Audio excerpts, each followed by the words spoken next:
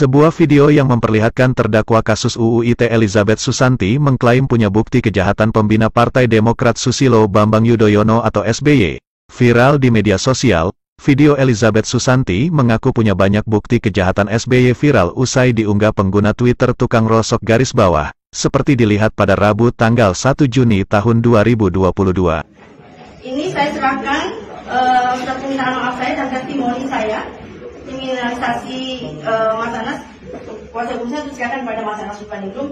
Mudah-mudahan saya mendapatkan maaf dari beliau. Dan juga mudah-mudahan saya mendapat maaf dari Pak Jokowi yang sudah saya serang berkali-kali secara spiritual, Bu Mega yang sudah saya serang berkali-kali secara spiritual, Pak Budi Gunawan yang sudah saya serang berkali-kali secara spiritual, Pak Prabowo Subianto yang berkali-kali sudah saya serang secara spiritual. Saya mohon maaf yang sebesar-besarnya juga kepada Pak Antasari Azhar. Beliau juga tidak bersalah.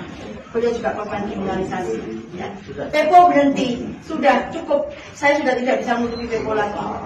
Dan jangan sampai Pepo bilang tidak mengenal saya, daripada saya ungkap yang lain. Jadi saya masih punya banyak bukti tentang kejahatan dia. Jangan pernah Pepo mengelak tidak mengenal saya. Saya punya bukti yang masih saya simpan dan pasti akan saya keluarkan. Saya hanya ingin kebenaran itu benar-benar terwujud dan ingin menjalankan amanah rakyat almarhum ibu saya. Dilihat dari video itu, tampak Elizabeth Susanti menyerahkan surat permintaan maafnya kepada Anas Urbaningrum atas kriminalisasi yang dialami mantan kader Partai Demokrat itu.